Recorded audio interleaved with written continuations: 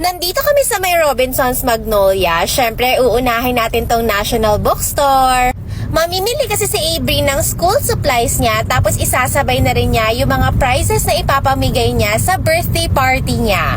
Saktong-sakto nga kasi naka back to school sale sila.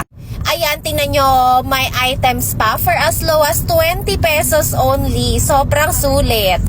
So ayan, nagtingin-tingin lang kami ng mga school supplies and art supplies dito. Tapos eto, kinuhanan ko na rin si Enzo nitong paint with water. Ang galing nito ha.